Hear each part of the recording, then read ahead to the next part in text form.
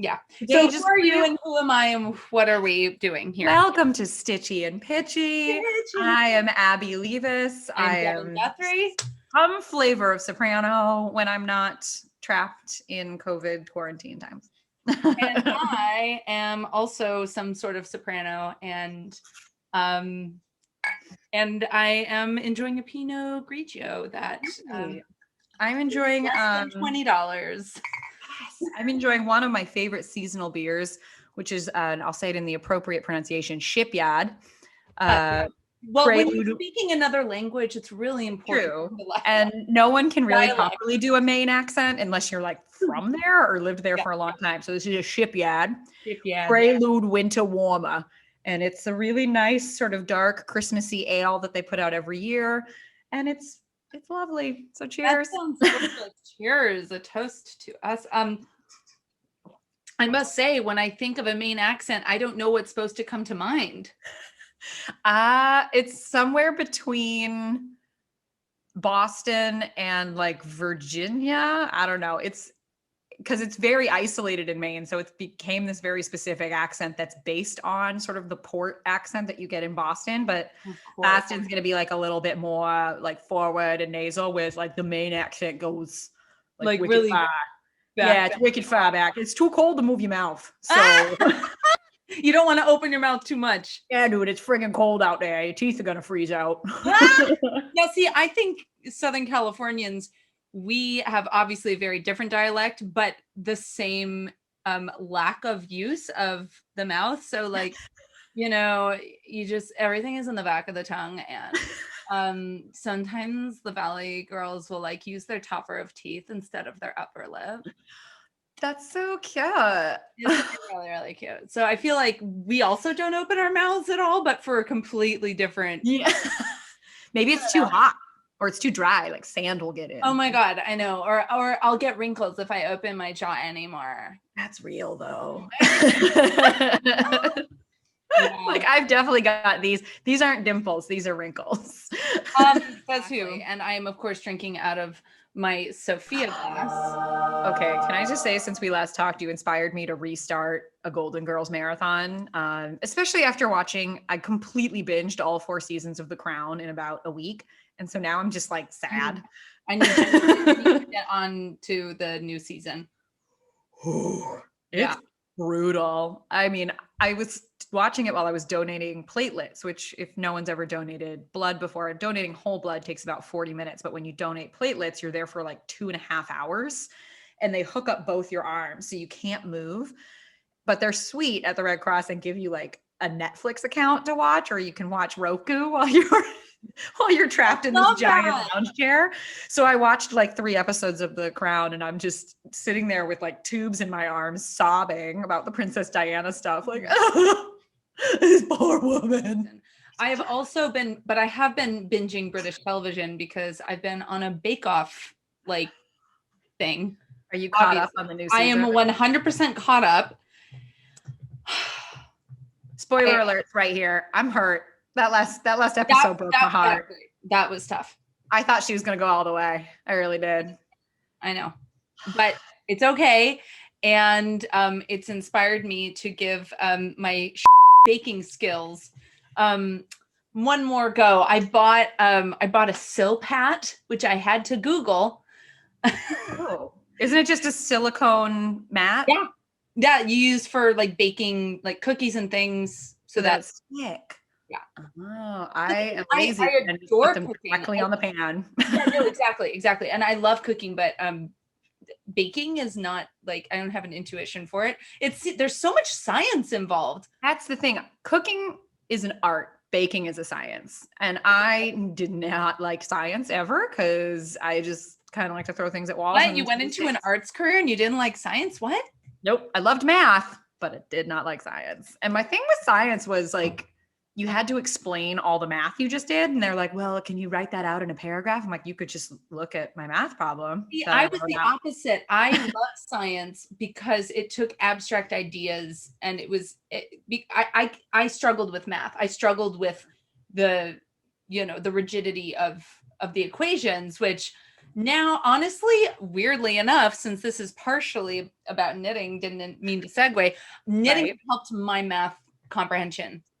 Everyone always jokes like, oh, great, so glad I learned algebra. I'll never need this again. I'm like, ooh, don't start knitting because there's a ton of algebra. There actually super is. And I have to say, like, knitting has like wildly helped me improve my math skills. So you're back in New York. I'm back in New York for a minute. I'm going to be doing some recordings here after 3 weeks in Maine. Yeah, I'm excited to like make some socially distanced music and whatnot, but it's like drinking a glass of cool water after months in a desert. Yeah. I'm still sort of like wrapping my head around the fact that all of a sudden I now have to be like a lighting designer and a cinematic director and like a video editor and a sound technician, none of which I've been trained for, or any of us have been trained for. And because everyone is doing it, we all have to be like competitively good. Oh yeah. Yeah. I mean, there's this huge pressure to like, I don't know, I feel it on two sides. One is like, you should be like staying on the cutting edge end of everything and like succeeding in this completely new digital realm in the COVID times. And then the other side is like, but make sure you're taking care of you. And don't using this downtime. Yeah, and don't let this affect your sense of self-worth or your concerns about the trajectory of your career. Right? It's okay to do absolutely nothing. In fact, you should be doing nothing, but you should be doing all the things. And like my anxiety is just like right now. I don't know what's happening over here, but love it. I think you're being immolated and I'm kind of into it. It's because the sun, hold on. Why, yes, I'm using my swatch to wipe down my spine. It's the only thing they're good for. Okay. Funny stories about when things went wrong on stage, but were funny because no one got hurt. So funny okay. I definitely have my treasure trove of them. What are some of yours? Oh God, the only one that comes to mind right away was that I was recovering from some like trigger warning, some weird virus. That was unnamed. Trigger warning! Oh God. I had been traveling and gone on vacation, and then I went back to Berlin where we were doing a production of Death in Venice, again, about a horrible virus. But no, this got dark. Hey, at least but one of my symptoms in recovery was vertigo. And so in this particular production, I was in like 4-inch heels because I was supposed to look like a French fashion model, which was okay. But I was in 4-inch heels and this like little cocktail dress the whole night. And then at one point we had to lay like we were dead all over the stage. And my staging had my head hanging off of a set piece. And meanwhile, I have like Lucille 2 from Arrested. Oh my God. I was like, Bashna. Like my friends are holding me up on stage. But at the very end, Liza Minnelli. Oh yeah. At the very end, we come out for bows and the audience, being a German audience, went bananas and we got like, 7 curtain calls or something. And one of my friends didn't know that I had vertigo and he saw me like trying to hide in the back with the dancer so that I wouldn't have to go up and down constantly. Right. And he saw me trying to hide and was like, and so he grabs me and drags me to the front of the stage and starts like whipping me up and down. Great. And finally the curtain comes down and I look at him and I was like, I have vertigo, you asshole. And he was like, no. And he just like shoved me to the back so that I could not have to go back up and down. So he realized what he had been doing, but I'll never forget just being like, oh my God. God, that is too much. Oh my God. Speaking of other mishaps, like I know we've all had the moment where we're in a show and it could be a role we've done a million times. And it's sort of like being in a car and like approaching a brick wall. It's like, oh, I don't know what the next word is going to be for my next entrance. Oh, and okay, we're about to, and then sometimes it's like my mouth will remember for me. It's like, giunse al fine il momento. Do you know what I mean? That's funny that you reference Marriage of Figaro for that, because I have that happen with Voi che sapete every time it starts. I've been singing this aria. It was the first aria I was ever assigned. I was 16 years old when I first started singing it. So I've been singing it for more than half my life. And that stupid opening section starts every time. And I'm like, I know how this goes. And then I'm like, boy, and you can see this flash across my eyes going like, horrible. Okay. Well, I mean, luckily Carabino is supposed to look a little bit like anxious and terrified in that moment anyway. So you're just acting really hard. You're acting so hard. I'm so method. Oh my God, you're like the most method. Yeah, honestly, Devieni, I've sung that more than probably any aria I've done that role more than any other in my career. And I've sung it in a million concerts. I've sung it in recitals. I've done it with orchestra, with piano, in a million auditions. And yet sometimes when I'm in a show, I'm like, I was like, you know this, but it's because I don't want to be lackadaisical. It's like, oh yeah, I know this. And the one day I don't just like run through the words real quick would be the time when it's like, nope. Perfectly fine. Oh, I did have one friend who could do a really good Christopher Walken impression. And there's an amazing SNL skit. We all know the like more cowbell skit, but there's where he plays a botanist who's afraid of plants. And it might be one of the funniest ones I've ever seen, because in order to get over his fear of plants, he just puts googly eyes on all of the plants. Oh my God. And so he's Christopher Walken. He's like, I put googly eyes. I can't do a Walken impression. Like googly eyes, plant, and it's less scary. And so he's just surrounded by these like Muppet Monstera plants. And this was a very low budget Barber of Seville. And my Bartolo was the one who could do this. And so we had this set piece that was a fern, just a giant fern that I think they'd gotten from a donor or like the lobby or something. And he hid googly eyes on it in a place that only I would see them. Oh my God. And so like halfway through Una Voce Poco Fa, I'm trying to like control my coloratura and be funny on stage. And I look over at this plant and see googly eyes and was like, I love it. Oh, I love it. I love it. And he's standing in the wings, just cackling. I was doing a Figaro. Actually, I have two stories from this production.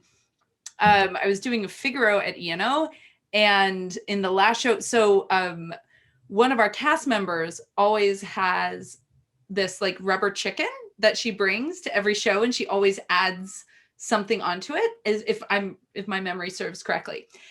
And so it's a rubber chicken that has like this outfit, and she always adds a little something to the outfit from each show she does. If my memory serves me well. And Ever the prankster, Roland Wood, for the last show, it was the Act 2 finale. So the wedding scene, when everyone's on stage. Yeah. And we like passed the rubber chicken around on stage. Classic shenanigans, right? Because it's the most prop heavy scene. There's a million people on stage, and we would just like pass around the rubber chicken. But that same production, so the set was on a Revolve, and it was a beautiful set, and they had there were two main rooms on the Revolve, and so when one was facing, the other one could be set for the next scene and turn around. And so it was really a cool concept. The issue was the Revolve never worked. Revolving stages always seem like a good idea. They almost. Well, if they're operated manually, they're more likely to work than the one we had. If you are using a Revolve in your show, never buy it at discount from the Opera House down the road. No. So spend the entire budget on that revolver so that we don't die. Yeah. So not a gun, but the revolver. I know, right? Oh my God. So during the duet with Marcellina, the concept was awesome. During the entire duet, the Revolve never stopped moving. So we were walking through different rooms in the house, and as it would move to the back, they would change it to a different set. So we're walking through the kitchen, through the abattoir, through the boot room, and then we ended back up in the room, and then Carabino comes in and blah, blah, blah, right? Everything. Yeah. Yeah. So basically, I think we only had, out of 12 performances, we only had like 3 that went without incident with the Revolve. So more often than not, it would pause, because that was one of the big moments when we really used it for the entire duet, right? So it was going for several minutes at a time. So more often than not, it would like pause for a second. It would only last a few moments, and then it would keep going, and we'd make up for it. Didn't matter. But one performance, we were at the very top of the duet, and we got into the first room, and it just stopped, and we're like, okay, whatever. And we're doing the, the bowing, Viera servita, Yeah. and but it still hadn't moved. And it hadn't moved. And the thing is, it still needed to do a whole revolve and a set change in order to get back into the room before Carabino could come on. So we're both doing this, and I'm doing like mental gymnastics, literally like, again, how am I going to save this? How am I going to save this? Like Susanna actually problem solving, like trying to figure out what to do. And well, I'm sure Carabino was backstage, like, yeah. So finally, like, Lucy, who played Martina, she leaves, and she sort of gives me a look like, good luck, kid. And I'm like, okay. And the poor, like, chorus ladies who were there, like, went off stage going, okay. And Carabino comes in, I'm doing the math. I'm like, okay, so we have this russet, and then we have, non so più, and then we have like 2 seconds of russet, and then I have to get her into, we were using a trunk, not in a chair. Okay. In the trunk before the count comes in, and we have to like make it look convincing. And one of those. Yeah. I think in the trunk for 5 minutes. Oh my God. Yeah, Carabino had all these props. She walks on stage, just puts them at my feet, and I'm like, okay. And I'm looking off stage. I'm looking off stage going, oh yes, of course. Okay, great. And finally I hear from off stage, Devon. And I look up, and they like, ooh, down stage. And I back out, and I'm like, and I just pick up the props, and I take a couple steps down stage, and you hear this, and finally they get it to the back where they had to switch the set and then move it back to the front. And it's like an edited version of normally everything that's on the set. And then, of course, I go to put her in the trunk, and the trunk won't open. Oh, God. And literally I hear Roland, the count, coming on. Anyway, luckily it was not locked. It was just not unlatched. And so we got her in and we did it. But oh my God, it was no piece in that entire opera is rehearsed more than that trio, because there's so much physical comedy that you have to keep us safe by choreographing it. Oh, yeah. And just like getting me into the chair is such an experience. I have been in a trunk. I have been in a chair, of course. Sometimes that chair I'm covered with a sheet. One time I was covered with plastic, see-through plastic, which sounds really cool. Like you could see me making all these reactions and stuff, and my face is so like stupid and rubbery that it was really like hot. I was sweating my balls off to the point that like during balls. I don't even have balls. I don't even think Carabinos have dropped. Anyway, so you were under this. I'm under this plastic sheet. And I remember in rehearsals, we used to have to do like check-ins with me. And a couple times I was like, we can't rehearse with it anymore. Like I need a break for the day because I was getting so dizzy. But I think the craziest one was me being on a ladder. So the joke was that I was hiding like the ladders like this, and I was like flush against it on one side. And then the count would hide on the other side. And of course, he's like twice the size of me. So it was hilarious because you can see my feet sticking out from under the sheet. Oh God. Hiding on a ladder. But I remember too, with the ladder one, when the count is out and he's like looking around, at one point I had to climb while under the sheet. Well, Susanna helped with this, but I had to climb while under the sheet over the top of the ladder. Live theater. And thank God I had such great stage mates, because they all knew exactly when I was doing it. And so they were all just keeping an eye on it to make sure the ladder didn't fall over with me on it. And there was one day where it got a little scary in the Basilio. You could just see his arm like shoot out and station it and anchor the ladder so it didn't die. I mean, that's the beauty of an ensemble. That's like, the beauty of a good team on stage. Oh, tell me more of your hilarious. Well, I have another one that's pretty darn good. So it was actually also at but a couple seasons later, we were doing a flute, and it was at the end. So Pamina and Tamino are coming out to go through the trials, right? And this was a stunning production with Simon McBurney and his troupe Complicité. And we had on stage left, a soundproof Foley booth so that we had live sound effects. And on downstage right was a camera and a table and a bunch of props and things. And that would often be projected as part of the set. And the main part of the set was this, just use my iPad for a second, was this huge steel and wood platform that weighed a ton. It was massive and had wires on each of the four corners. So it could serve as a lot of different things like, now it's a house, now it's a hill, now it's up high, now it's down low. So anyway, and it was really cool. It was really, really cool. And like Queen of the Night ended up in a wheelchair and it was like, so here's how we did the trials, right? So for the fire one, like, okay, so here's the audience is that way, right? Yeah. So here's the platform. So me and Tamino are here. I'm on the left, he's on the right.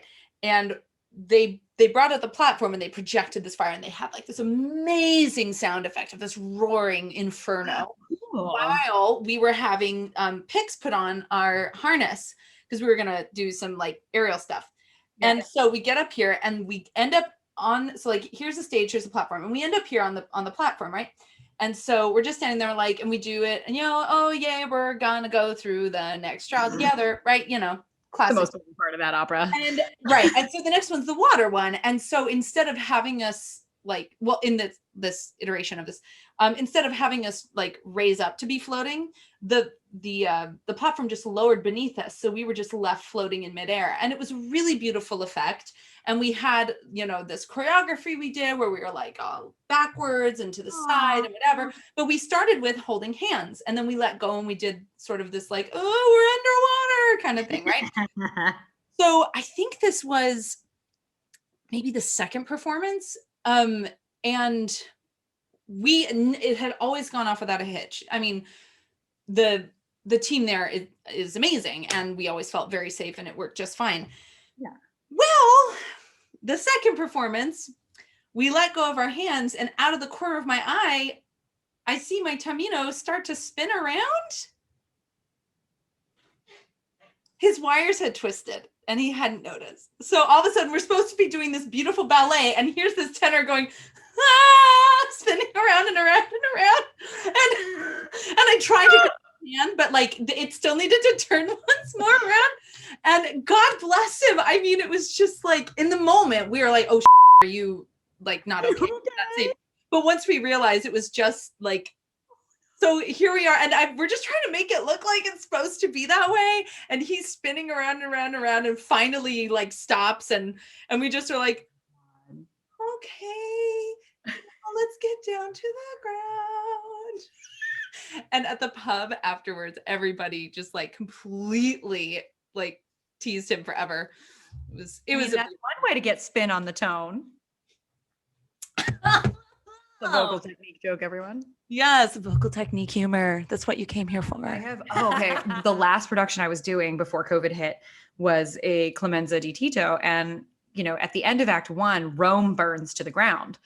And we did this beautiful way of showing that where there's little moments of fire on stage and sort of like way in the back that were very safe, but still a little smoky. But as we're singing the final chorus and you realize that, or people think that Tito is dead, spoiler alert, he's not dead.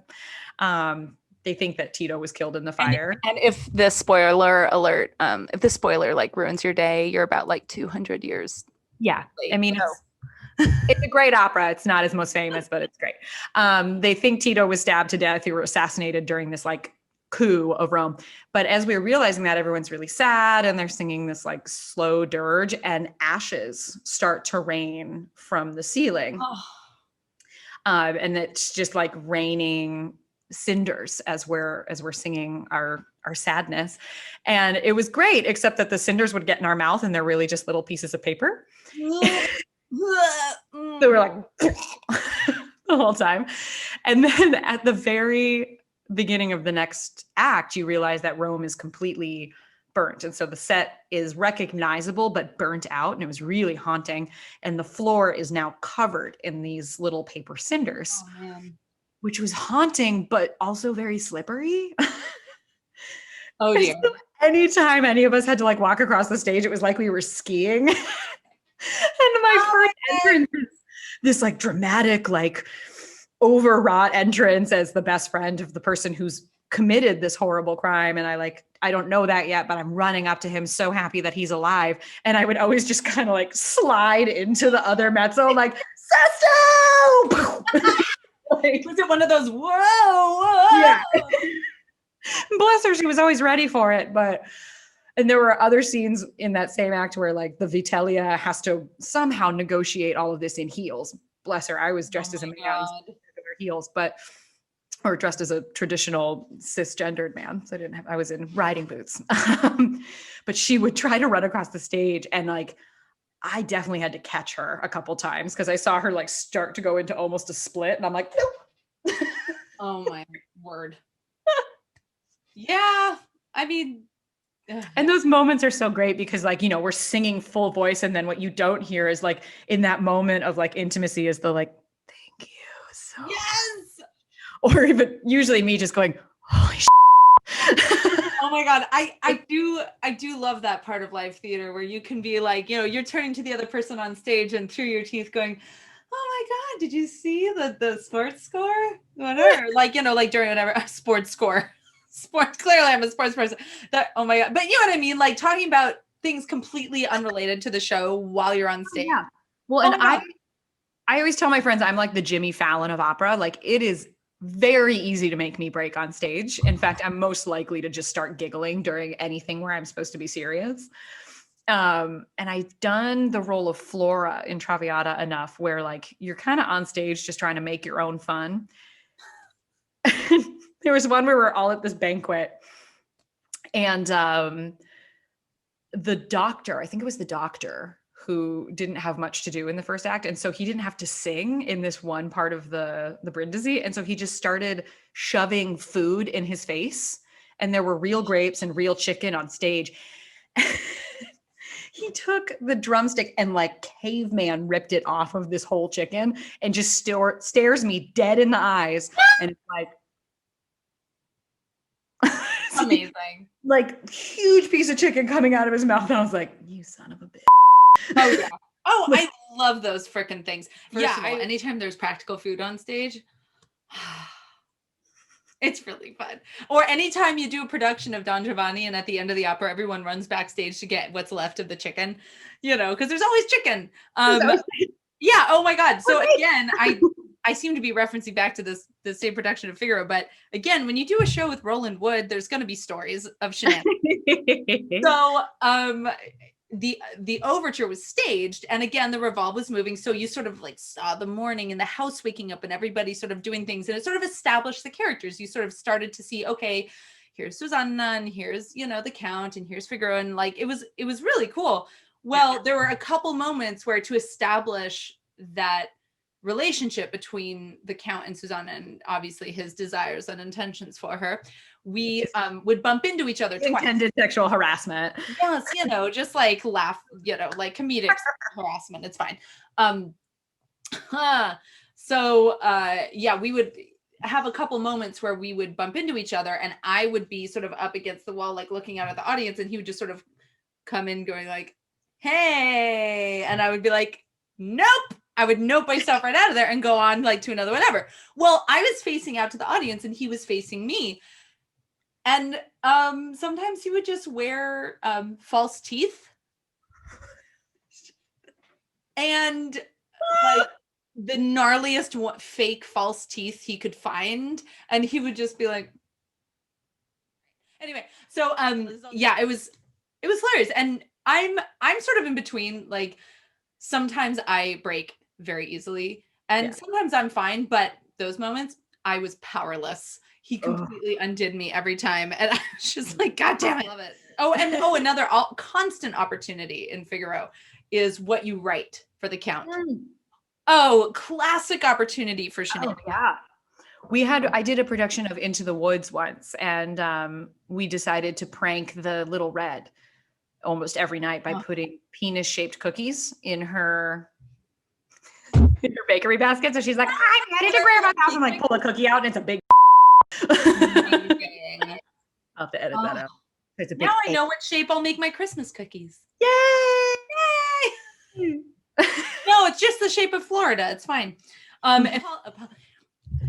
Apologies to the state of Florida. I mean, no, the penis cookies were.